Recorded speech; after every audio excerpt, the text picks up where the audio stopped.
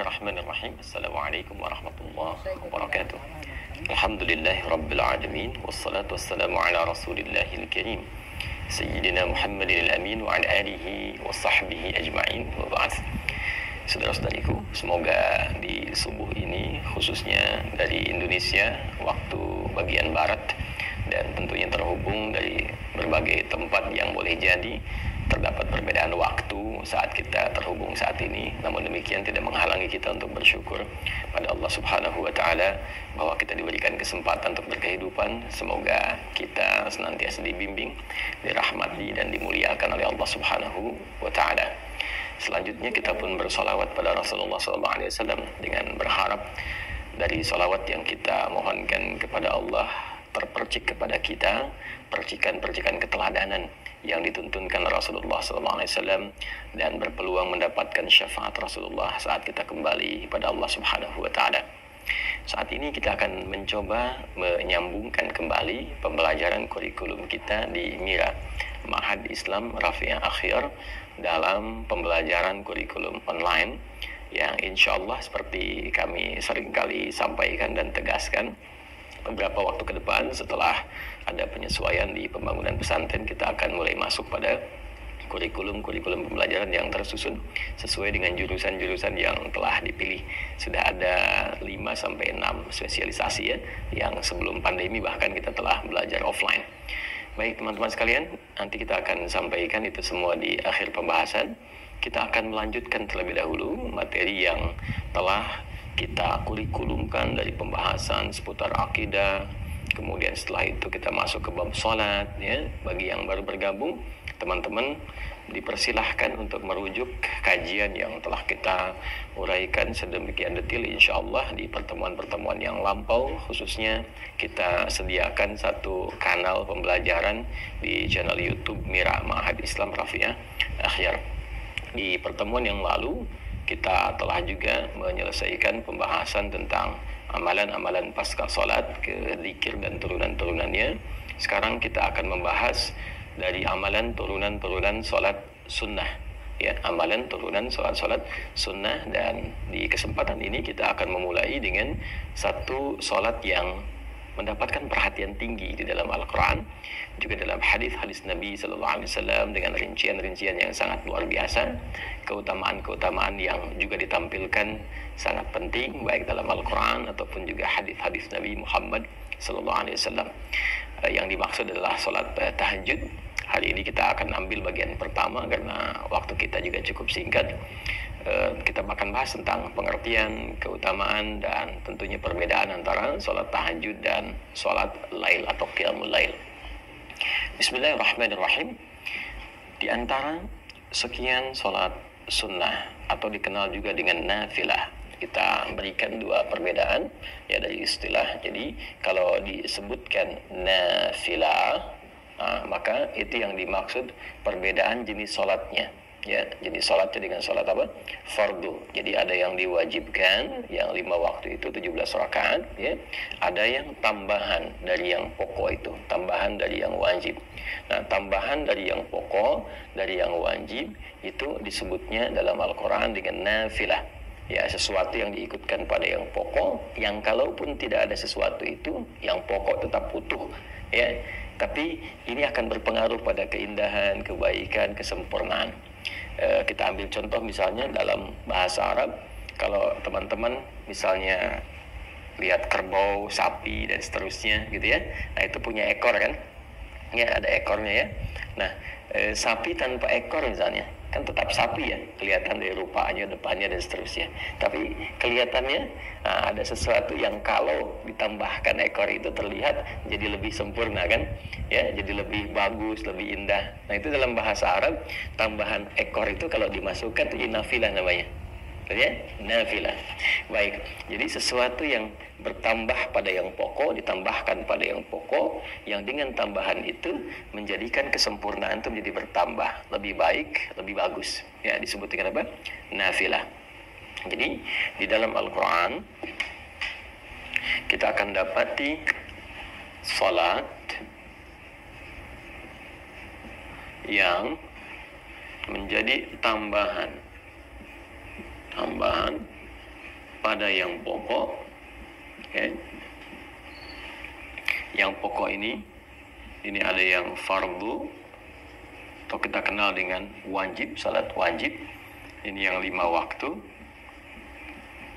17 rakaat. Ya. Sementara yang dimaksudkan tambahan dari yang pokok, harap digarisbawahi, bukan menambah bilangan yang pokok. Ya, dari 5 jadi 6, dari 17 misalnya jadi 18 atau 20. Tidak, bukan itu yang dimaksudkan. Tambahan dari yang pokok itu disebut dengan nafilah. Ya. Ya.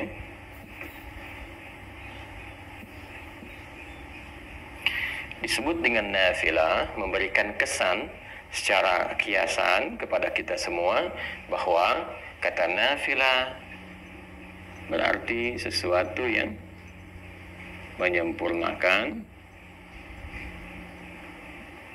Ya, nanti kita akan bahas sesuatu yang melengkapi, sesuatu yang menambah keutamaan. Ya. Pelan-pelan. Nah, yang dimaksud menyempurnakan bukan berarti kalau kita sudah sholat pokok selesai semua nggak sempurna. Ya. Baik, yang dimaksud di sini teman-teman sekalian adalah satu, ya, nanti ada dari segi ketaatan. Jadi ketika seseorang menunaikan sholat nafilah di luar sholat yang pokoknya, maka seakan-akan ia menyempurnakan, menambah kesempurnaannya ya dalam hal menaati Allah Subhanahu wa taala, bertambah ketaatannya, lebih sempurna lagi, gitu kan?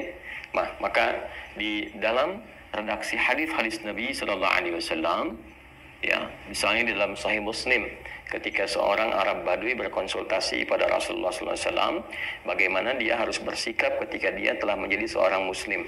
Ya, ini barangkali juga bisa dijadikan panduan sebagai fikih, ya, fikih untuk para muallaf misalnya, atau juga fikih untuk orang-orang yang berada di situasi-situasi tidak ideal, ya, untuk menunaikan amalan-amalan yang luas sifatnya. Ya, jadi Nabi SAW memberikan pesan kepada orang ini, karena orang Baduy ini ya tinggal di tempat yang tidak biasa, nggak setiap waktu bisa menemukan masjid, nggak setiap saat bisa bangun malam karena dia pindah-pindah, mungkin kena badai, mungkin dingin dan sebagainya. Jadi Nabi mengajarkan kepada orang ini ketika dia bertanya, ya Rasulullah, ajarkan, tunjukkan padaku amalan yang singkat, padat, tapi berpotensi memasukkan aku ke surga, kan? Nabi SAW mengajarkan, ya, engkau tunaikan sholat yang pokok. Allah mewajibkan kepadamu 5 waktu, ya, silahkan tunaikan.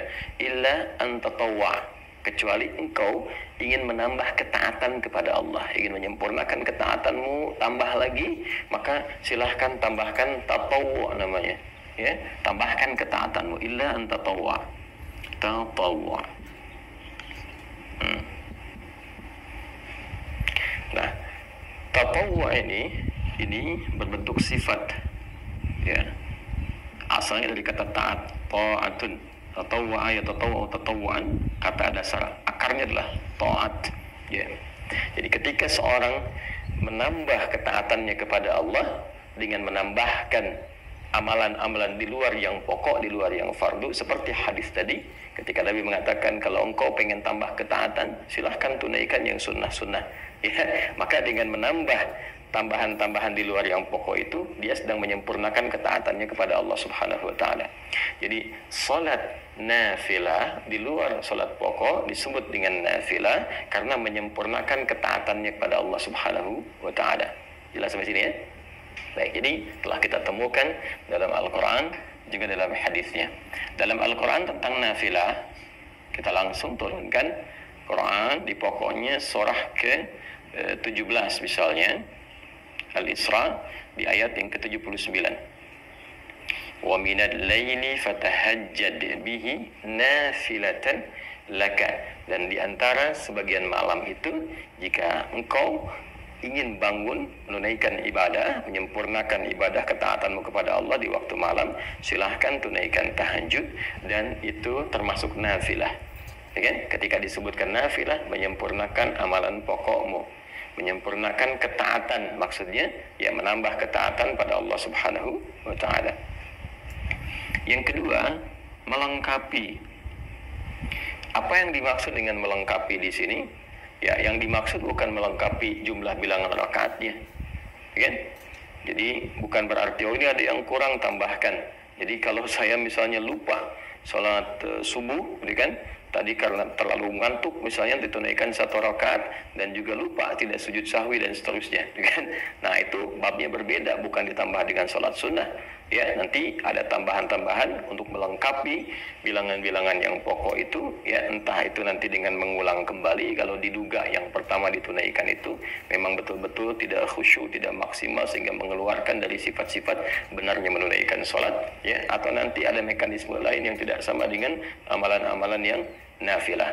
Maka yang dimaksud di sini adalah melengkapi kekurangan-kekurangan sifat, ya, yang terkait dengan satu bisa kekhusyuan,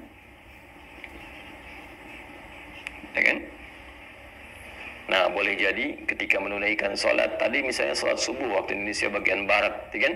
Ya ada dari kita 2 rakaat itu dapat khusyuknya misalnya 1,5 rakaat. Nah, sebagiannya ada yang menerawang kemana dan sebagainya, ya kan?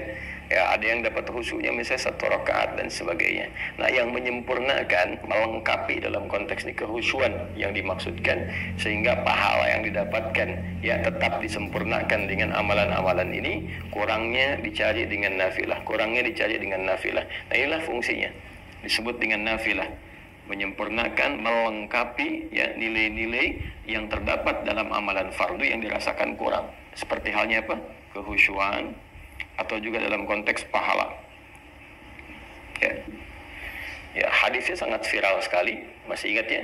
Inna awwala ma yuhasabu bihil abdu yawmal qiyamati as-salah. Ya, sungguh amalan pertama yang akan dihisab di hari kiamat itu, kata Nabi SAW, adalah salatnya. Idza salahat salahat sairu amali wa idza fasadat fasada sairu amali. Jika salatnya terindikasi baik, maka ini memberikan sinyal yang baik bagi amal-amal lainnya. Namun jika salatnya bermasalah, maka ini memberikan kesan ada persoalan pula di amal-amal yang lainnya. Karena itu nanti kita akan temukan di bab-bab salat itu dampaknya kepada amalan lain, bahkan kepada perilaku sangat tinggi. Ya, seperti dampak salat terhadap iman. Itu banyak di Quran, nanti disebutkan salat bahkan dengan diksi iman. Ya, wa ma kana Allahu liyudhi'a imanakum. Quran surah kedua Al-Baqarah ayat 143 itu kan. Dan Allah tidak akan menyia-nyiakan salat yang kau tunaikan dengan imanmu. Dan salat di sini disebut langsung dengan iman. Ya, kemudian juga Nabi mengatakan, ya al-farqu bainal mu'min wal kafir tarkus shalah. Kalau engkau ingin bedakan antara orang yang punya iman dengan orang yang tidak beriman, ya lihat pada perilakunya, apakah dia mengerjakan salat atau tidak. Nah, jadi ada pengaruh salat kepada aspek keimanan. Ya, nanti ada pengaruh salat pada perilaku. Quran surah ke-29 ayat 45 itu ya. Innas salata tanha 'anil fahsya wal munkar. Jadi kalau seseorang itu benar menunaikan salatnya, bagus dia, maka akan terlihat dampak perilaku pada kehidupannya. Orang salat lebih baik perilakunya, lebih tertata, dia beraktivitas, lebih bisa menjaga bagian tubuh dia dari ujung kepala sampai ujung kaki. Intinya dia banyak berbuat kebaikan. Sehingga dari kebaikan ini dia bisa mengatur amal-amal turunan yang lainnya. Udah pasti tuh kalau sholatnya benar, dia pasti bercita-cita pengen haji, pengen umrah, dia pasti ingin berzakat, kan? Dia pasti ingin dekat dengan Al-Quran. Jadi modal pertamanya sholat. Itulah sebabnya kenapa anak-anak di usia 7 sampai 10 tahun pendidikan dasarnya sholat. Ya, bukan manasik ya. Walaupun tidak salah anak-anak TK, SD diajarin manasik, tapi yang diperkuat sholatnya dulu ya. Sholatnya dulu itu yang fokusnya teman-teman sekalian. Nah, kembali ke sini ya. Dari hadisnya nanti kalau kita akan teruskan, ketika seorang hamba terlihat bahwa dalam sholat pokok yang ia tunaikan itu ada yang kurang maksimal dari kehusyuannya, sehingga pahala yang diraih pun tidak optimal, maka Allah perintahkan kepada malaikat untuk melengkapi itu semua dengan catatan sholat-sholat nafilahnya. Ya, sholat-sholat apa? Nafilahnya. Nah, karena itulah kemudian dalam konteks ini sholat-sholat yang nafilah yang menyempurnakan ketaatan kepada Allah Subhanahu wa taala juga dihukumi dengan sunnah. Nah, sunnah. Jadi kalau kita ngaji ya di turunan bab fikih, khususnya dimasuk di bab usul fikih. Ya, jadi nanti di fikih itu produk hukumnya. bagaimana kita mengonstruksikan dalil-dalil menjadi sebuah produk hukum. Al-Quran itu kan dalil hukum, hadis dalil hukum, nanti ada ijma', ada qiyas. Ya, ketika kita mendapatkan satu persoalan, melihat sumber hukumnya. Nah, sumber hukum ini ketika kita ingin meramu ini, ya, mengkonstruksikan persoalannya sehingga mendapatkan dari sumber hukum isyarat hukum, maka ilmunya yang mengatur itu fikih namanya, sehingga keluarlah produk hukum. Apakah ini halal, ini haram, dan sebagainya. Tentu merumuskan ini nggak sembarangan. Ada petunjuknya, di Islam itu lengkap sekali. Jadi ada langsung petunjuknya dari Nabi Shallallahu Alaihi Wasallam. Begini cara merumuskannya, seperti ini ya, cara menetapkannya, menentukannya, dan sebagainya. Dari mulai bagaimana Nabi memberikan penjelasan untuk memahami tafsir Al-Quran, lalu menerangkan kepada kita dan menunjukkan begini menafsirkan dan mempraktekannya lewat hadis. Dan setelah itu menguji sahabat bagaimana kemampuan mengkonfigurasikan dan memitigasikan persoalan-persoalan untuk diberikan pandangan hukum. Ya, seperti kasusnya sahabat Mu'adz bin Jabal radhiyallahu taala anhu ketika beliau diutus ke Yaman oleh Nabi sallallahu alaihi wasallam untuk menyampaikan dan menebarkan risalah Islam. Maka kepada Mu'adz bin Jabal Nabi mengetes beliau sebelum berangkat, ya, mencoba untuk mengkonfigurasikan pemahamannya benar nggak ketika berangkat ini, dites dulu. Nah, itulah tugasnya para dai sebelum berangkat tuh, lengkapi diri dengan pengetahuan, kemampuan juga untuk memahami sumber-sumber hukum Islam, ya, sehingga Nabi memastikan kalau engkau nanti ingin memutuskan perkara, bagaimana caramu melakukannya. Maka kata Mu'adz, saya akan melandaskan semua apa yang akan saya jawab itu, pertama saya lihat sumber hukumnya dari Al-Quran, ya, setelah itu dari mana, ya, dari hadis. Setelah itu kalau engkau ingin memutuskan itu, engkau tidak dapat langsung lihat dalilnya spesifik di Quran, juga di hadis, bagaimana? Ya, ana ajtahidu bi ra'yi, kata beliau, saya menggunakan pendekatan, ya, pemahaman saya yang bersumber dari Al-Quran dengan hadis. Jadi dikonfigurasikan, oh ini seperti ini nih memahaminya. Ini ada ayatnya, ini ada hadisnya, lihat isyaratnya kemana, begini hukumnya. Dan nanti yang luar biasa membaca itu, ya, untuk merumuskan pola hukum di turunan fikih sehingga menjadi kaidah-kaidah fikih, diantaranya Al-Imam Asy-Syafi'i dengan kitabnya yang sangat terkenal, yaitu kitab Ar-Risalah, yang dikodifikasikan, dibukukan dari hasil surat menyurat beliau, ya, dengan seorang pembesar yang meminta petunjuk, dijawab, minta petunjuk, dijawab oleh Al-Imam Asy-Syafi'i, lantas itu kemudian dibukukan. Yang sebelumnya didahului juga oleh Imam Abu Hanifah, memberikan isyarat-isyarat qiyas nanti, ya, karena di tempat beliau beraktivitas di Irak itu karena jauh dari Madinah, maka pendekatan ra'i, ya, rasionalitas itu lebih banyak. Jadi kalau kita lengkap di Islam tuh, kalau ingin belajar spesifikasi tentang turunan sumber hukum dalil, ada Imam Malik misalnya rahimahullahu taala yang tumbuh berkembang sampai wafat di Madinah, imamnya Madinah, Imam Darul Hijrah. Kalau kita ingin belajar tentang logika dalam agama, bagaimana memahami ini secara logika, bagaimana memahami hukum ini secara pendekatan logika, maka ada Imam Abu Hanifah An-Nu'man. Ya, kalau kita ingin menggabungkan keduanya, ada Al-Imam Asy-Syafi'i. Nanti muridnya Imam Asy-Syafi'i ada Imam Ahmad bin Hanbal. Jadi lengkap, kita tinggal merujuk, memilih, melihat, dan melengkapi keseluruhannya. Kembali ke sini, maka nanti, ya, dalam pendekatan ilmu fikih ada turunan usul fikih.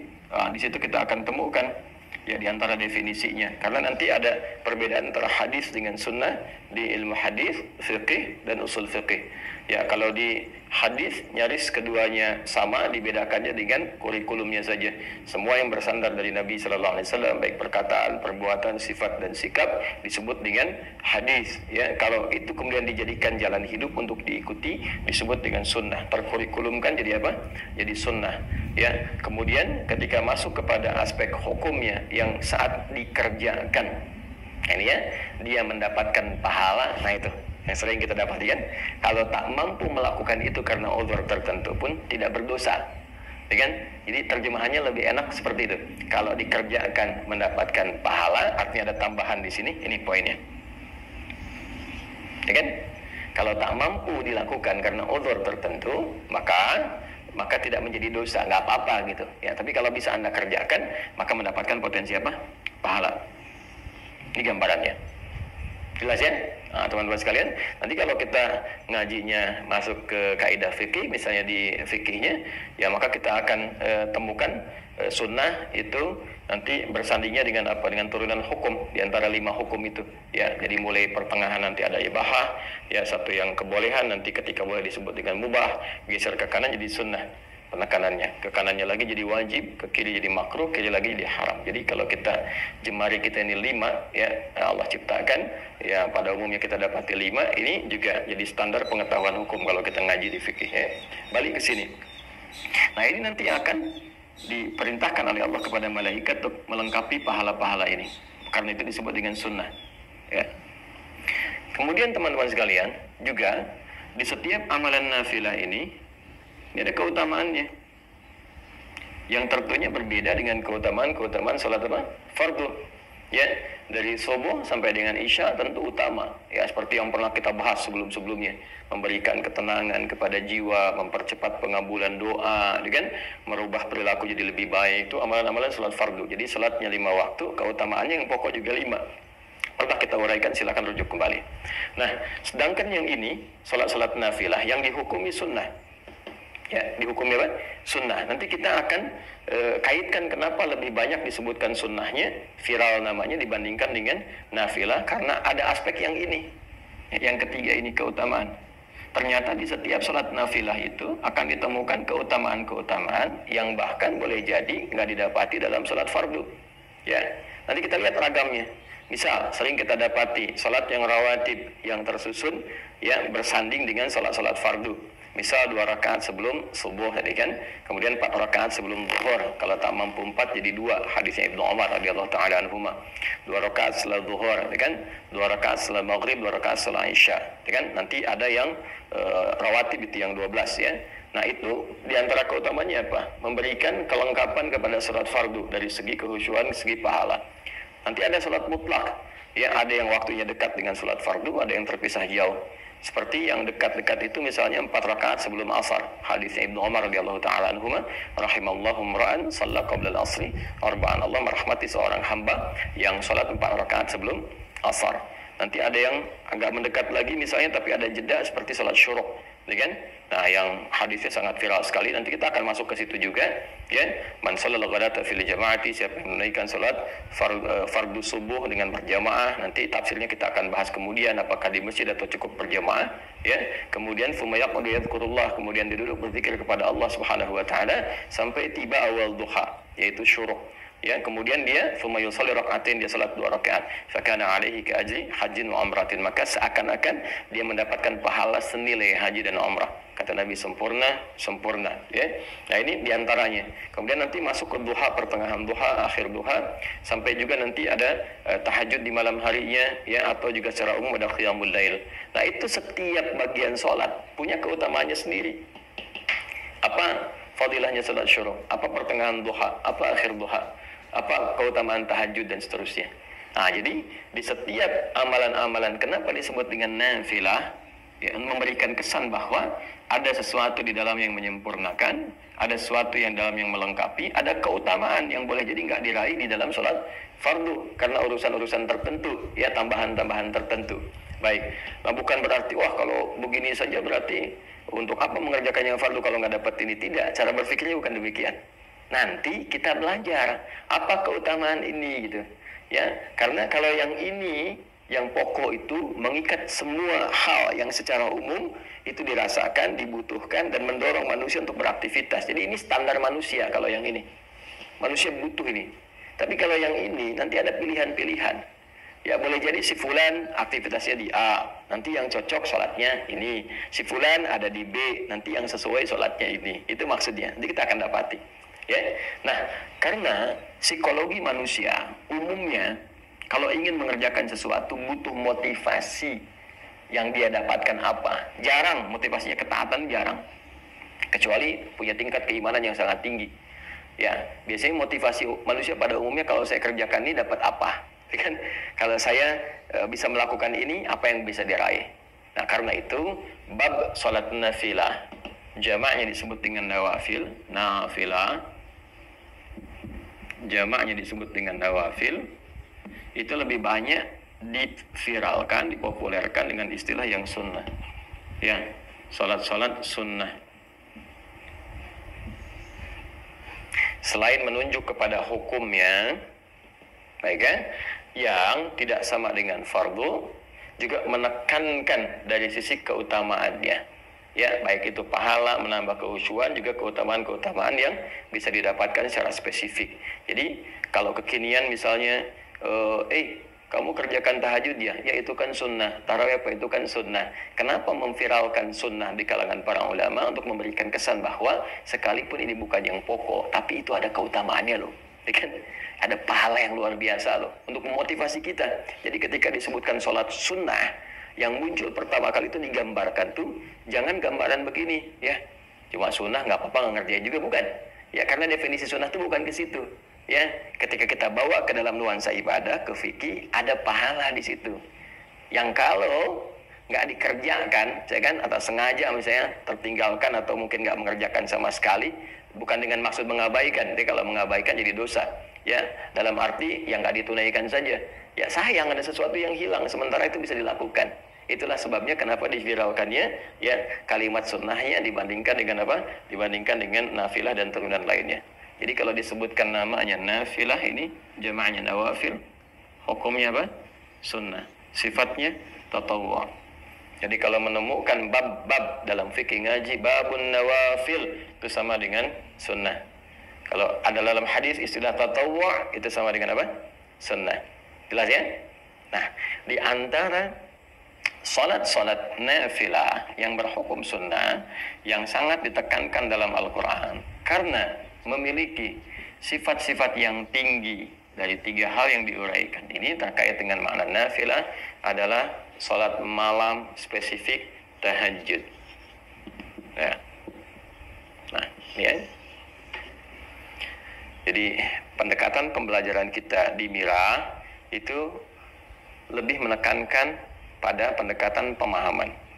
Ya, silakan kita boleh menghafal, bagus ya, menghafal itu, tapi saya menginginkan hafalan yang dipahami. Ya, bukan hafalan yang sekedar diingat ya, tapi rapuh dalam pemahaman. Makanya kita mulai dari dasar dulu sehingga kita paham ketika menunaikan tahajud itu, oh, berarti dia ada pahalanya. Oh, berarti ada kesempurnaan, sesuatu yang istimewa di dalamnya. Oh, ada sesuatu keutamaan yang nggak didapatkan dalam sholat-sholat yang lain. Baik ya? Nah, jadi di antara yang sangat ditekankan dalam Al-Quran untuk menunaikan sholat nafilah dari sekian banyak ragam sholat dan disebut dengan nafilah adalah tahajud. Baik, dalil Al-Quran surat 17 ayat 79. Wa minal laili, kan? Baik, wa minal lail fatahajjad bih. Nah, nafilatul lak kita temukan katanya nafilatul lak. Oke. Wa minal laili, dan dari sebagian malam ya, fatahajjad, maka bergegaslah engkau untuk bangun menunaikan tahajud. Nafilah kita temukan kata nafilahnya ya. Sekalipun sholat itu bukan sholat yang pokok yang ditetapkan untukmu ya, itulah bagaimana Allah sangat memahami dan mendetil pada keadaan hambanya, karena memang Allah penciptanya ya. Tidak semua hambanya memang ya memiliki motivasi yang mendorong ia untuk bisa bangun di malam hari menunaikan sholat. Karena itu Allah memberikan tugas kepada kita yang pokok itu, yang umumnya seluruh hamba itu secara general bisa melakukannya. La yukallifullahu nafsan illa wus'aha. Nah, di atas yang pokok ini kita diminta untuk menambah ketaatan. Ayo optimalkan nih karunia yang Allah berikan. Di waktu malam itu juga ada keutamaan buru, ya kan? Tingkatkan ketaatan dirimu, tingkatkan kemampuanmu, maka ditempatkan hukumnya sunnah, ya amalannya nafilah, supaya juga tidak terlampau memberatkan kepada hambanya, tapi memotivasi untuk mengajar bagi siapa yang ingin mencapai keunggulan. Okay? Nafilatul lak, sekalipun itu hanya nafilah ya untukmu, laka ya untuk kita hamba-hamba Allah pada umumnya. Kalau nanti kalau ke Nabi itu berbeda pendekatannya. Jadi ini yang di luar Nabi, kepada kita pada umumnya. Tapi nanti ada keutamaan-keutamaan di dalamnya kata Allah ya, yang akan diterangkan setelahnya. Jadi yang pertama kita jelaskan dulu status tahajud itu, teman-teman sekalian. Statusnya masuk dalam kategori nafilah. Hukumnya apa? Sunnah. Dan memberikan isyarat pada tambahan tatawwu', tambahan sifat taat di hadapan Allah Subhanahu wa taala.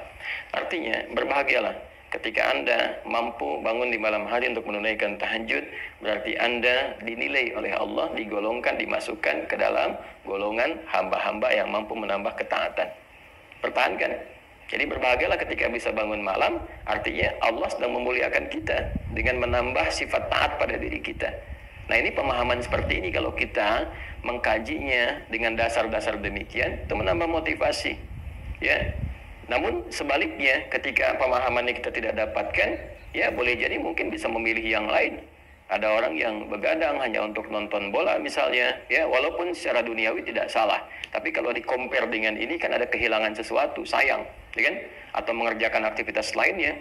Tapi kalau kita bisa mendapatkan bab ini dengan baik, wah dapat kesempatan ini. Tiba-tiba ada dorongan untuk menunaikan itu semua, maka berbahagialah, status kita sedang dinaikkan oleh Allah sebagai hamba yang dinilai bertambah ketaatannya, ya kan?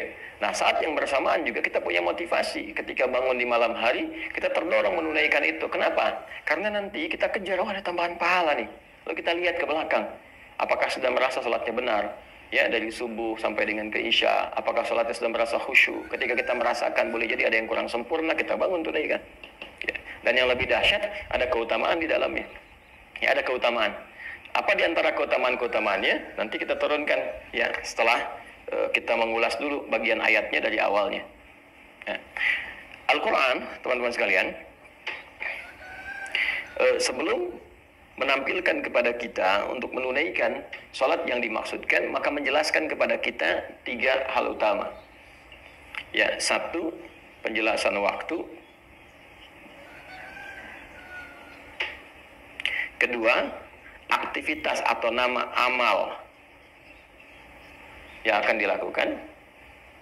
Yang ketiga, menunjukkan keutamaan dan status hukum. Ya. Waktu, amal, keutamaan, dan status hukum. Nah, yang menarik teman-teman sekalian, ini cara kita mengkaji, boleh kita mengkaji dengan pendekatan-pendekatan, misalnya mengawalkan, bisa membahas waktunya dulu, atau kita juga bisa membahas keutamaannya dulu untuk menghadirkan motivasi, lalu setelah itu baru mulai ke teknis dengan menentukan waktu. Bisa jadi demikian. Nah, kita terangkan tadi, selesaikan di pertengahan dulu, ya, khairul umuri awsatuha, hal yang terbaik menerangkan yang tengah-tengahnya dulu, ya. Baru setelah itu kemudian kita masuk kepada 2 pilihan bagian, baik waktu ataupun keutamaannya. Nah, tahajud. Kita masuk ke sini dulu. Apa itu tahajud? Yang terkait dengan waktu seperti tadi yang saya sampaikan. Teman-teman sekalian, tahajud itu asalnya dari kata tahajjada, ya tahajjadu, tahajjudan. Kita uraikan ke sini. Ya, saya mesti menguraikan dari turunan yang lebih detail karena kalau saya langsung ke pokok katanya, boleh jadi ada sebagian teman-teman yang mungkin mengawali pembelajaran di ilmu shorof, di tasrif, gitu kan, tidak ke ilmu lughah, ke atasnya belum sampai, ya tidak ke pokok, sehingga terjadi di situ lompatan-lompatan yang kadang-kadang mungkin dari sebagian teman-teman tidak sampai ke sana, ya, karena alhamdulillah kita kan memulai juga dengan spesialisasi bahasa Arab itu, ya. Kayak kalau saya bilang nanti langsung dari hajada, boleh jadi yang belajar tasrifnya dari shorof belum ke lughah yang agak ke atas sedikit menyimpulkan salah misalnya, ya, maka kita urutkan secara agak lebih mendetil. Dari kata tahajjada, ini tahajud. Dari kata tahajjada, tahajjada, ya tahajjadu, tahajjudan. Tahajjad itu pokoknya dari kata hajada. Ini akar katanya. Hajada. Singkatnya ditambahkan ta di depannya. Kemudian tasydid sebelum akhirnya. Ya. Nah, agak cepat. Hajada ini akar kata awalnya, akarnya. Ini bermakna satu aktivitas, ini amal perbuatan. Satu aktivitas yang dikerjakan di malam hari setelah diawali dengan tidur terlebih dahulu. Jelas ya? Jadi awali dengan tidur, bangun, beraktivitas. Itu hajada pokoknya. Baik ya? Nah, kalau kita ingin tambahkan ini dalam bentuk kesungguhan, serius pengen bangun nih di malam hari untuk beraktivitas, kan? Maka tambahkan ta di depannya. Ini fungsinya nih, ya, secara bahasa.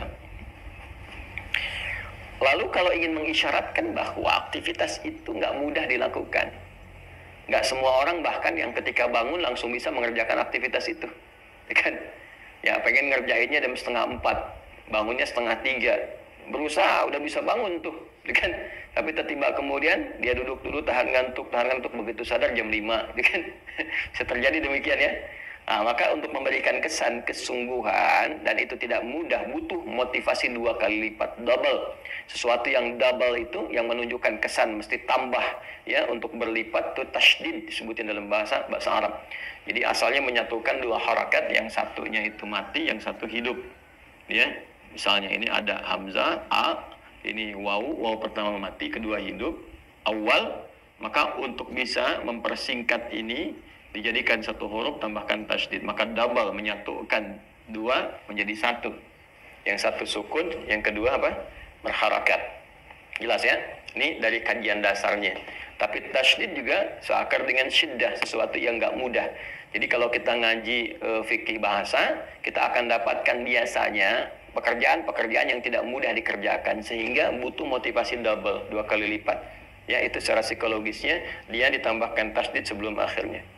Maka berubahlah dari kata hajada menjadi tahajjada, memberikan kesan bahwa kesungguhan, keseriusan untuk mengerjakan aktivitas di malam hari setelah tidur terlebih dahulu, walaupun itu tidak mudah dilakukan, tapi dia menumbuhkan motivasi berkali lipat untuk mewujudkan itu. Nah, sifatnya, karakternya disebut dengan tahajud namanya, ya. Tahajud nih. Ini di Quran kembalinya ke sini, ke kata kerjanya, untuk menunjukkan pekerjaannya. Ya, wa minal laili, dan dari sebagian malam. Minnya sebagian, menunjukkan 2 kesan. Ya, kesan pertama, nggak harus semalam suntuk penuh untuk menunaikan ibadah ini. Ya, cukup sebagiannya lah yang Anda pandang Anda bisa mengerjakan itu secara ideal, sesuai dengan kelapangan Anda. Ya, misalnya kalau Bang ada Isya istirahat, sekarang jam 8, misalnya istirahat jam 9, ya, bangun di pertengahan malamnya, dengan memberikan kesan bahwa ya saya bisa bangun jam 1 misalnya, silahkan kerjakan. Jam 2 misalnya, silahkan. Ya, atau awal-awal dekatkan ke subuh misalnya. Kalau subuhnya 4:35 misalnya, ya Anda bisa tunaikan jam 4 misalnya, atau 4:15, sehingga ketika selesai dekat ke subuh dan tidak terlampau ngantuk untuk mengerjakan salat subuh, karena di awal-awal. Ya, ini kesan min yang didapatkan, teman-teman sekalian. Ya, wa minal laili, dan dari sebagian malam, gak harus semua di waktu malam kemudian Anda gunakan untuk mengerjakan itu. Ya, jadi ini kesannya. Nah, yang paling menarik adalah supaya kita nggak terlampau lompat, kembali ke sini. Fa. Jadi kalau ada fa itu memberikan kesan bahwa ini sesuatu yang penting, sehingga cepat dieksekusi, tidak ditunggu-tunggu, tidak dilama-lama. Ya, jadi kalau sudah bangun, teman-teman sekalian, di malam hari itu siapkan diri dengan baik. Misalnya pengen bangun jam 3:30, pasang alarm dulu kan, 3 kali ya, seperti biasa, 2:30, jam 3, jam 3:04. Alarm pertama matikan, alarm kedua siap-siap, yang ketiga sudah ya ready lah ya untuk persiapan itu. Maka kalau sudah siap itu pakai fa, cepat segera tunaikan, jangan pakai jeda gitu, langsung eksekusi. Kemudian ta, ya serius, nah maka cepatlah bersungguh-sungguh kan untuk menunaikan sholat. Dengan bangun, tunaikan sholat, sekalipun tidak mudah kerjakan, tumbuhkan motivasimu 2 kali lipat, lebih dari yang biasa untuk mengerjakan itu. Itu cara memahaminya. Ya, dan dari sebagian malam, gak harus sepenuh malam kau kerjakan itu, ya kan? Silahkan, cepatlah engkau bisa bangun, walaupun itu tak mudah untuk kau kerjakan. Cepat kejar dengan serius, ya kan? Tambahkan motivasimu 2 kali lipat dari sebelumnya, tunaikan sholat, ya, yang didahului dengan tidur terlebih dahulu. Ya, jadi ini syarat kedua dari min ini. Ya, dari min ini gunakan waktunya untuk istirahat dulu. Ya, jadi bukan begadang malamnya tunaikan, tidak. Nanti itu perbedaannya dengan qiyamul lail. Kalau qiyamul lail nanti itu lebih umum sifatnya. Termasuk di dalamnya nanti sholat-sholat yang sifatnya bisa ditunaikan sebelum tidur. Ya, yang misalnya Anda mau kerjakan 4 rakaat sebelum tidur, karena diduga malamnya nggak bisa bangun misalnya kan, maka setelah sholat isya, sholat sunat 2 rakaat rawatibnya, ya Anda misalnya sholat 2 rakaat atau 4 rakaat tutup dengan witir sebelum tidur. Nah itu masuknya kategorinya qiyamul lail bukan tahajud. Ya, qiyamul lail bukan tahajud. Itu perbedaan qiyamul lail dengan tahajud. Jadi kalau qiyamul lail itu sifatnya lebih umum. Ya, sholat yang ditunaikan dari mulai ba'da isya sampai menjelang sahar. Ya, karena lail itu waktunya. Nah kita masuk sini ya, biar kita padukan. Lail, nah waktunya terbentang dari ba'da isya sampai menjelang sahar. Sahar itu waktu singkat ya, sebelum fajar tiba. Amalan di waktu sahar disebut dengan sahur namanya. Ya, jadi kalau spesifiknya, kalau ini ba'da isya misalnya 19.45 misal. Kalau ini subuhnya misalnya 4.35, taruhlah 15-20 menit sebelum subuh 4.15 misalnya. Kan? Nah, ini masih masuk kategori lail, kan? Nanti di sahar pun masih boleh ditunaikan sholat sampai menjelang adzan, karena Nabi pun dalam satu riwayat pernah kemudian berhenti di waktu sahar ini, ya kemudian beliau beristighfar jenak sambil miring ke kanan itu kan, sambil rebahan itu, ya. Tapi dalam satu riwayat ditemukan, termasuk dari riwayat Imam Ahmad, ya rahimahullah taala, bahwa Nabi menduga sudah masuk waktunya fajar, kan? Maka beliau akan rebahan saat fajar, ternyata masih jauh. Ya belum masuk waktu fajarnya, maka beliau teruskan dulu sholatnya 2 rakaat lagi, ya. Ya ini ada kebolehan. Nanti ada amalan utamanya, amalan utama di waktu sahar itu kita bahas supaya tidak terlampau lompat. Dan dari ba'da isya sampai ke sini lail namanya. Ya, lail, al-lail. Jadi nanti ada pembuka malam, pembukanya muqaddimatul lail itu disebut dengan maghrib. Masuk lailnya itu isya, ya. Isya nih. Jadi ini dari mulai awal-awal sampai ke pertengahan, tengah malam, ya sampai nanti ke penghujungnya sampai sepertiga malam, sampai masuk ke sahar. Ya. Jadi kalau kita mau petakan tinggal dibagi saja. Misalnya di sini dari mulai sepertiga akhir sampai ke ujungnya, misalnya dari jam 1.30 misalnya, terus sampai dengan jam ke-4.15. Ya. Nanti kalau sudah masuk ke teknis kita bisa bahas bagaimana teknisnya kalau dikonversi ke waktu, kira-kira kebiasaan Nabi bangun jam berapa, selesai jam berapa, itu kita bisa turunkan. Ya. Baiklah teman-teman sekalian, nah ini dari waktunya ini, kalau ada orang misalnya dia menduga karena lelahnya luar biasa aktivitas, dia duga nggak akan bisa bangun nih jam segini nih. Maka dia memilih sholat ba'da isya, sholat sunnah 2 rakaat untuk rawatibnya, lalu dia sholat sebelum tidur nih. Ya. Apakah dia witir misalnya, ya, yang dia tunaikan langsung 3 rakaat misalnya, 1 atau 3, atau dia sholat pendahuluan dulu 2 rakaat, ya, atau 4 rakaat, lalu dia witir misalnya 1 rakaat, ya, maka itu masuknya kategorinya sholat yang disebut dengan qiyam, ya, turunan dari kata aqama, yuqimu, diambil dari kata aqama, sifatnya disebut dengan qiyam, ya, maka yang ditunaikan di malam hari, sifatnya waktu malam, waktunya malam, maka disebut dengan qiyamul lail, ya, atau disebut juga dengan sholatul lail. Nah biasanya kalau sudah sholatul lail spesifik, nanti nama lain dari tahajud. Tapi kalau qiyamul lail masih umum. Jelas ya teman-teman sekalian ya? Jelas ya? Nah, jadi kalau kita kembali ke sini teman-teman sekalian, kalau ada istilah qiyamul lail, qiyam itu masih umum sifatnya. Ya, boleh dilakukannya sebelum tidur atau bahkan setelah tidur. Nanti nama dari qiyamul lail spesifik. Kalau ditunaikan ba'da tidur, ya, bilangannya genap, nah itu disebut dengan tahajud. Yang ganjilnya disebut dengan apa? Witir. Nah spesifik nanti ada nama lain untuk menunjukkan sifat tahajud itu, kayak untuk menunjuk nama sholatnya. Jadi kalau tahajudnya nanti, tahajud kan aktivitas yang dilakukan malam hari, ya, yang didahului dengan tidur. Aktivitasnya apa nih spesifik? Jadi kalau orang cuma bangun, ya harus dia ngerjakan apa saja, kan secara bahasa tahajud aja. Maka nanti oleh Nabi disebut dengan sholat, ya namanya, bukan sekedar aktivitas, tapi yang ditafsirkan di sini sholat. Ya, dari mana taunya? Ada kaitan dengan ayat sebelumnya, ayat 78, aqimis sholata, ya, liduluki syamsi ila ghasaqil laili wa qur'anal fajr inna qur'anal fajri kana mashhuda. Nyambung langsung ke ayat 79, wa minal laili, ya. Tunaikan salat yang pokok nih, waktunya diatur kata Nabi. Allah sudah tetapkan waktunya. Dari mulai tergelincir matahari terus diurut sampai ketemu waktu isya. Nanti begitu isya ada malam nih menjelang sahar. Nah di antara malam itu tunaikan tahajud. Maka yang dimaksud di sini salat. Ya, dari mana tafsiran itu tahu salat selain petunjuk ayat, nanti hadis Nabi. Misalnya kita temukan dalam Sahih Muslim. Sahih Muslim nomor hadis 749. Temukan juga di Al-Bukhari nomor hadis 990. termasuk di Al-Muwatta nomor hadis 310, Muwatta Imam Malik tuh ya.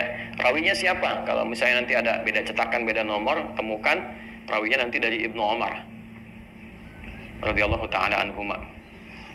Apa bunyi hadisnya?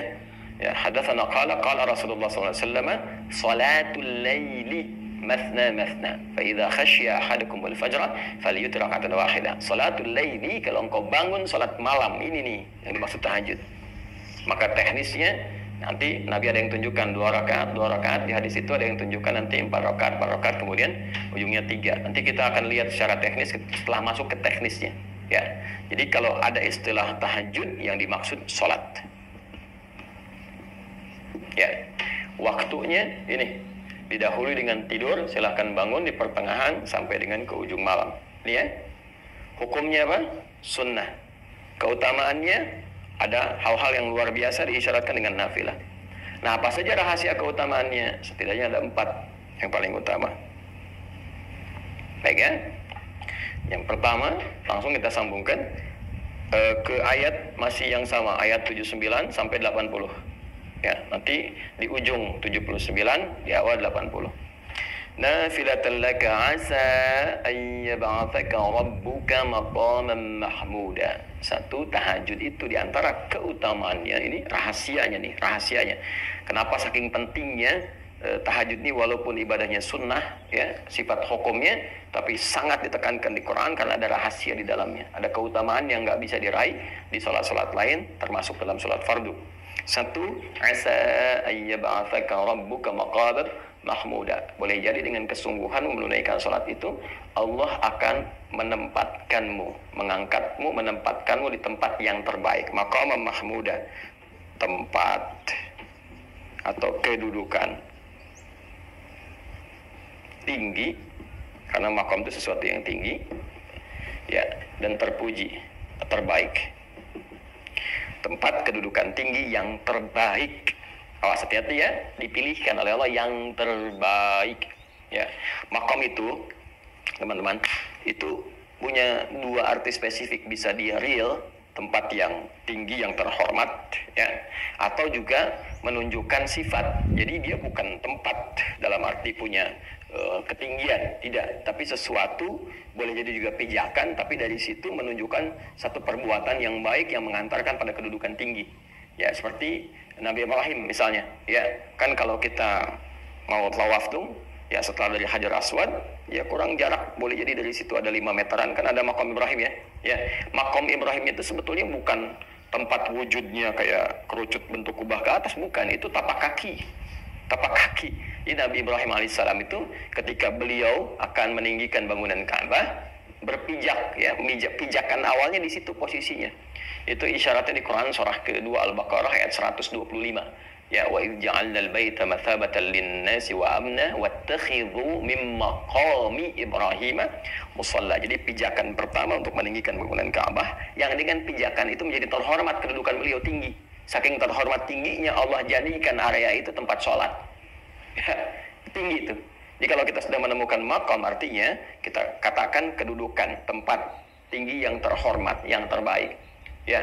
Nah, kenapa kuburan juga disebut dengan maqam? Memberikan kesan kepada kita bahwa sebelum meninggal bersikaplah yang baik, yang mulia, sehingga ketika engkau meninggal pun engkau dihormati, kau punya kedudukan ya. Makanya orang-orang dulu menyebutnya ke makam yuk, ke maqam maksudnya ya. Yuk lihat orang-orang terhormat ya, yang dikubur, yang kita datang berziarah ke situ, mendapatkan inspirasi dari ziarah itu, bagaimana menjadi lebih baik, ingat kematian, belajar dari orang wafat ini supaya meningkatkan ketaatan kepada Allah. Jadi semua itu ada maknanya di Islam tuh. Itu maksudnya. Nah, amalan yang mengantarkan kita untuk mendapatkan tempat kedudukan terbaik dalam aktivitas kita ya, dan ditempatkan oleh Allah secara langsung, itu tahajud. Ini mahal. Ya, makanya saya sering agak rewel ya pada aktivitas yang sifatnya padat yang kita jalani, baik itu misalnya di bisnis, di diplomasi, di dunia politik misalnya, termasuk juga para ustadz, apalagi ya ustadz pengajar dan seterusnya. Nah, ini amalannya sangat ideal nih ya, di kedudukan tinggi yang terbaik, yang terhormat ya. Tinggi itu misalnya kalau di bisnis Anda berharap menjadi direktur misalnya kan, nah di pos itu kan tinggi, tapi terbaik nggak untuk Anda? Belum tentu ya. Nah, boleh jadi ketika Anda ada di posisi itu ternyata tempatnya, kedudukannya bagus, tapi situasinya nggak ideal. Ya, ternyata di titik itu ada sesuatu yang bisa menjerumuskan Anda pada kemaksiatan.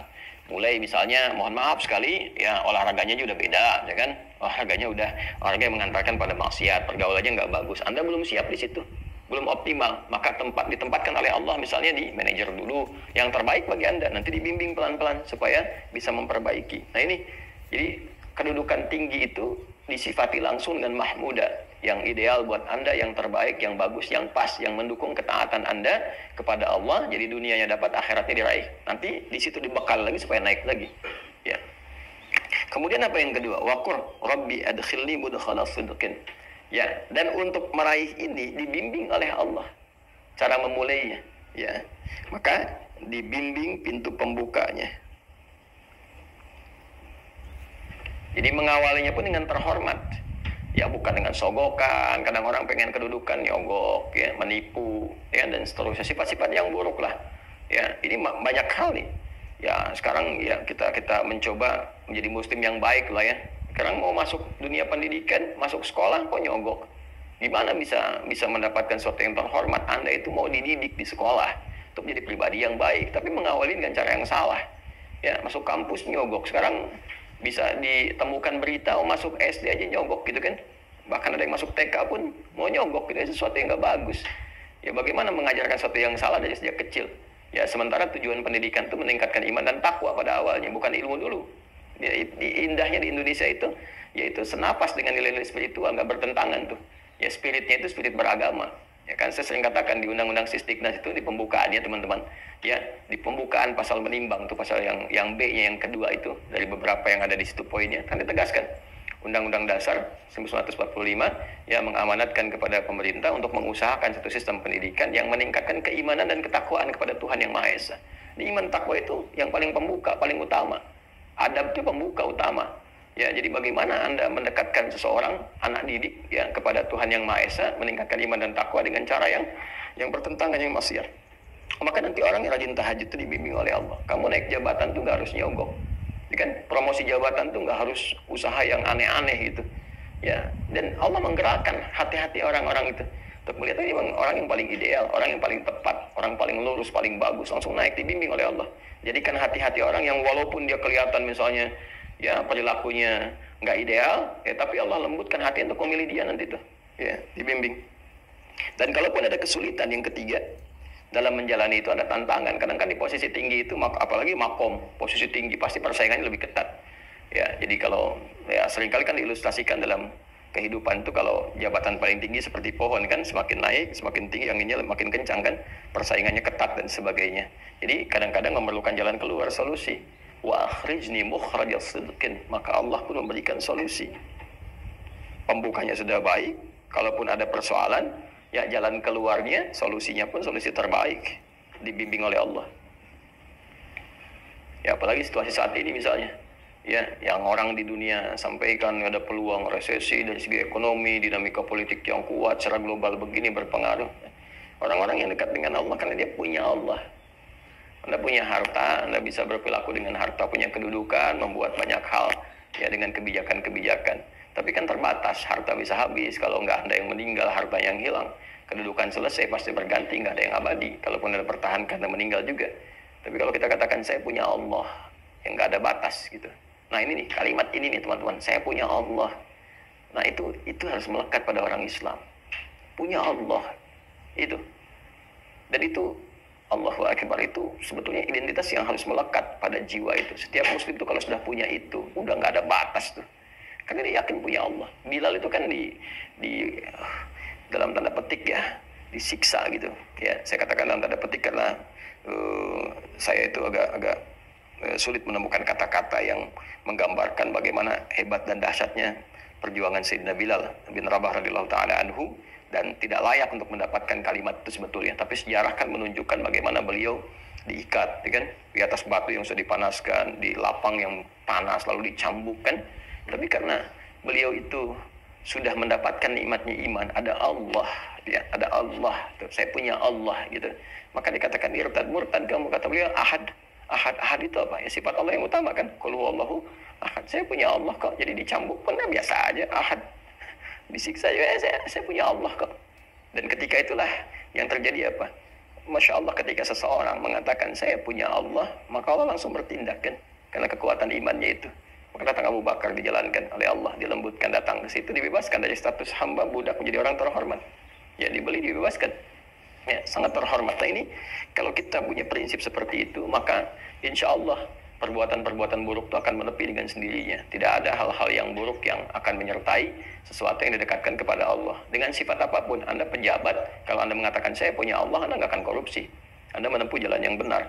Ya, Anda diplomat, birokrat, pebisnis dan sebagainya, pengajar, juga kalau benar-benar ustadz, kiai, habaib dan sebagainya, ya, melatih diri, saya punya Allah, dan melekatkan keimanan pada dirinya dan konfirmasi dengan kalimat Allah itu, ya idza dzukirallahu wajilat qulubuhum, disebutkan nama Allah. Kalau orang mengatakan saya punya Allah, disebutkan nama Allah, ada getaran pada jiwanya. Ya, makin tinggi makin bisa menggetarkan nanti. Maka sumpahnya nggak main-main, ketika demi Allah atau kalimat Allah saja sudah bisa menjatuhkan senjata, pedang dan sebagainya. Ya, kita berjuang dulu pakai kalimat takbir kan, Allahu Akbar, gentar musuh. Ya, Nabi mengatakan Allah, maka jatuh pedang yang sedang mengancam Nabi itu. Itu nggak main-main kalimat itu. Ya. Dan yang terakhir, ya, waj'alni min ladunka sultanan nasira, mendapatkan langsung pertolongan dari Allah. Nah ini maksudnya tambahan dari yang ketiga. Dia dapat solusi, tapi kadang-kadang di posisi tinggi ini goncangannya nggak mudah, magnitudenya juga kencang. Kadang-kadang ada yang ingin menyingkirkan, menyungkurkan, mencelakakan dan sebagainya. Ya, maka Allah langsung yang menurunkan satu skema untuk menolongnya. Dan ini yang kaitan nanti termasuk dengan surah Yasin dalam konteks pengepungan Nabi Shallallahu Alaihi Wasallam. Ya, Allah kemudian jadikan matanya tak bisa melihat, orang-orang itu ditidurkan, mengantuk. Yang mengepung Nabi 100 orang, pasukan khusus yang kalaupun ada hewan tuh bisa terasa, terlihat dan sebagainya. Tapi ya Allah Subhanahu Wa Taala berkehendak Nabi melenggang begitu saja dalam keadaan ya 100 orang pasukan khusus pemuda-pemuda terbaik itu dalam keadaan yang tidak sadarkan diri. Ya, ini pertolongan yang Allah berikan. Jadi dalam kondisi-kondisi yang sifatnya padat, aktivitasnya kuat, dan juga tantangan serta dinamikanya juga cukup beragam dan tinggi, maka ada satu amalan, kurang lebih begitulah, yang rahasia amalan ini bisa memberikan pengantar, perlindungan, dan juga penjamin pada kesuksesan yang diharapkan. Amalan itu disebut dengan tahajud. Ya, disebut dengan tahajud karena satu, waktunya dikerjakan di waktu malam, setelah beristirahat terlebih dahulu, diawali dengan istirahat supaya lebih fresh, lebih segar ketika bangun di malam harinya. Kemudian yang kedua, tidak mudah melakukan ini karena keutamaannya juga banyak, maka butuh motivasi yang kuat, serius untuk menunaikan. Nah, di antara keutamaannya, yang pertama, Allah akan berkenan mengangkat, menempatkan hambanya yang konsisten menunaikan tahajud dengan baik dan benar ke posisi yang terhormat, yang terbaik, yang ideal untuknya. Kemudian Allah akan berikan bimbingan agar mengawali semua karir kegiatannya dengan cara terbaik, memberikan solusi terbaik, plus melindungi ia ketika ada yang mengancam atau mengganggu ia dalam beraktivitas berkehidupan dengan cara-cara yang Allah kehendaki untuk memuliakan hamba-hambanya. Ya, walaupun cara-cara itu mengantarkan kepada ajal misalnya dan sebagainya, tapi dia akan jadi orang terhormat. Ya, akan jadi orang terhormat yang dikenang, yang baik, yang mulia. Ya, kalau kematian kan kita nggak bisa tolak sesuai dengan ajal. Ya, tapi kita bisa berikhtiar bagaimana cara meninggal secara terhormat, sehingga ditempatkan bukan sekedar di kuburan, di makbarah, tapi di makom yang ketika dizarahi pun dengan cara-cara yang terhormat, menginspirasi dan diteladani. Jadi meninggal pun masih punya jariah gitu. Ya, nah ini gambarannya teman-teman, rahasia sholat tahajud. Nah, pertanyaannya belum selesai babnya. Nah, kalau sudah bangun bagaimana menunaikannya? Ya kan, dari mulai bangun, berwudu, kalau ada janabat mandi, sampai menunaikan sholatnya seperti apa tuh? Ada teknisnya.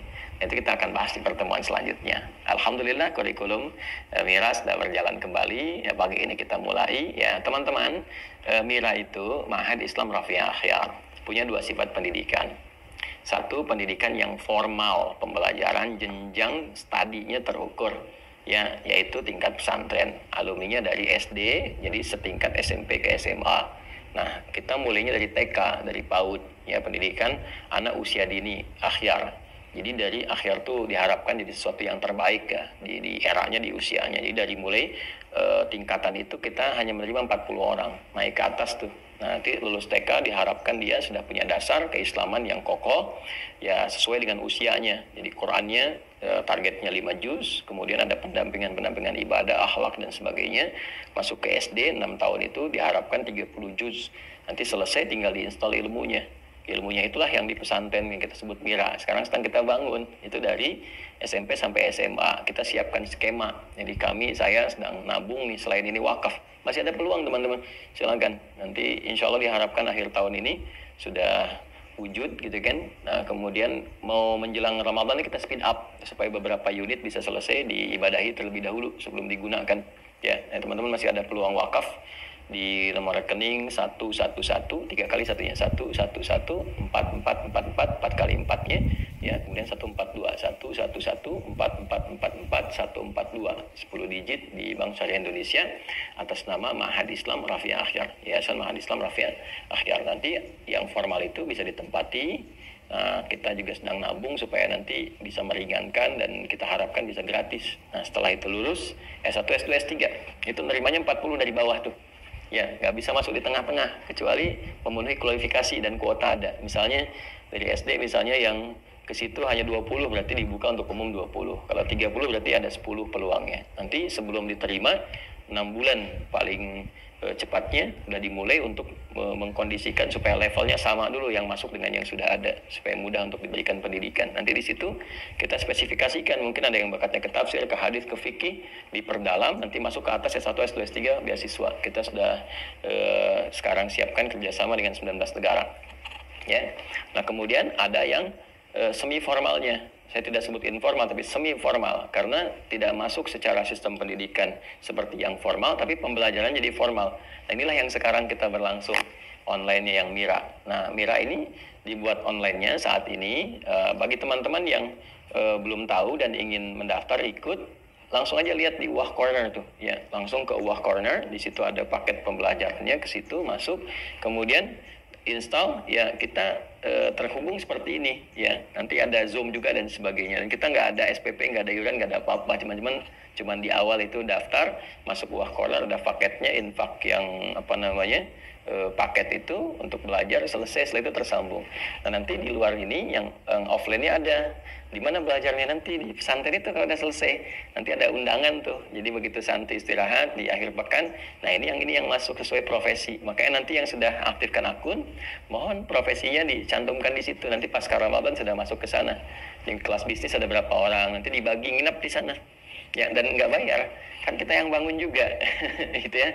Nah, jadi kalau saya kurang terbiasa kalau kajian misalnya ya taruhlah khusus, nggak salah ya, daurah misalnya spesifik di hotel atau apa dan sebagainya, nggak salah, silahkan. Cuma saya lebih ingin memfungsikan apa yang sudah ada kita bangun, kita rencanakan supaya berkahnya lebih banyak ya, dan nggak ada bayar karena saya kan ngajar, kita berusaha untuk cari akhirat bukan cari dunia. Jadi kalau Anda mau infak ya infak ke tempatnya aja, untuk bangun, untuk apa, untuk kita fungsikan, nanti kita makan ya sama-sama, kita rasakan suasana kehidupan di pesantren ya kan, 2 malam misalnya selesai, nanti pekan berikutnya gantian dengan yang lain.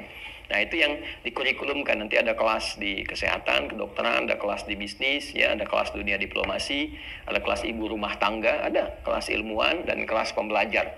Ya, termasuk yang dari luar negeri pun sudah kita beberapa ya, dengan Amerika, dengan beberapa yang lain. Nanti ada summer camp, bisa nanti ikut di summer camp, programnya agak lama itu, kalau bisa sebulan sampai 2 bulan, jadi belajar tentang keislaman ya, dan disesuaikan dengan kebutuhannya. Jadi kalau dari luar negeri mau belajar boleh, nanti kalau sudah selesai kita siapkan tempat-tempatnya ya. Dan di kita insya Allah semangatnya untuk berislam dengan lebih baik. Nah, ini teman-teman sekalian, insya Allah kurikulum berjalan. Mudah-mudahan esok hari juga kita siapkan bersambung dari apa yang telah kita bahas. Kemudian nanti kalau udah masuk bulan Maret, Miranya spesifik untuk Ramadan. Ya, persiapan Ramadan. Karena nanti sudah akan masuk ke awal-awal ke Ramadan. Jadi sudah Sya'ban tuh. Awal Maret itu sudah ke awal-awal menjelang pertengahan Sya'ban. Ya, nanti masuk ke 22 itu sudah akhir Sya'ban, 23 atau 24 nanti kita akan bahas tuh ya, untuk masuk awal Ramadan bersamaan dengan awal Ramadan. Jadi fikihnya kita siapkan dari awal supaya saat Ramadannya kita optimal. Ya, dan yang kedua informasi pentingnya teman-teman sekalian, kita sedang menyiapkan paket-paketnya. untuk pembelajaran. Nanti ada juga kejutan, ada juga yang dari sekarang kita siapkan. Nah, untuk hafalan nih, kita udah tebarkan kemarin buku paket hafalannya, kita siapkan ke Sumbawa ada 2000 plus 300 ke pesantren di Amalelanya, jadi 2300. Kemudian di Bengkulu kita siapkan 2000 ya. Lalu kita Riau juga kita berikan 1000 ya. Kemudian juga ada di Sukabumi kemarin ya 100 paket kita berikan. Satu paket itu ada 3 buku. Nah, teman-teman yang pengen ikut ke visi ini, jadi kita berikan itu, kita sebarkan tuh secara gratis. Nanti pas Ramadan kita berikan kurikulum menghafal Quran selama Ramadan. Paketnya udah ada, tinggal dikasih bimbingan terkoneksi ya. Nah, itu kita mau bagikan gratis teman-teman. Jadi kalau mau ikutan teman-teman bisa ke rekening, lihat deskripsi aja ya. Di BSI juga tuh yang atas nama Tahajat itu ada di situ ya, tinggal dicek paketnya kemana, itu nanti difungsikan untuk bisa mendapatkan paket-paket yang akan kita sebarkan, insya Allah optimalisasi yang ada di Ramadan. Saya kira itu yang bisa kita terangkan dulu di subuh kali ini ya. Mudah-mudahan ada manfaat yang Allah ridhai dan mendorong kita untuk semangat menunaikan, meraih kehidupan yang baik dan akhir yang husnul khatimah insyaallah. Terima kasih terhubung di subuh kali ini waktu Indonesia bagian barat. Semoga Allah rahmati kita semua. Allahumma taqabbal minna innaka antas samiul alim wa tub alaina innaka antat tawwabur rahim. Rabbana atina fid dunya hasanah wa fil akhirati hasanah wa qina adzabannar. Allahumma ya arhamar rahimin warzuqna ni'mat at-tahajjud fi hayatina ya Allah waj'alna minal mustaqimin fiha ya arhamar rahimin. Wa sallallahu ala sayyidina Muhammad wa ala alihi وصحبه أجمعين وآخر دعوانا سبحانك اللهم وبحمدك نشهد أن لا إله إلا أنت نستغفرك ونتوب إليك والحمد لله رب العالمين. السلام عليكم ورحمة الله وبركاته.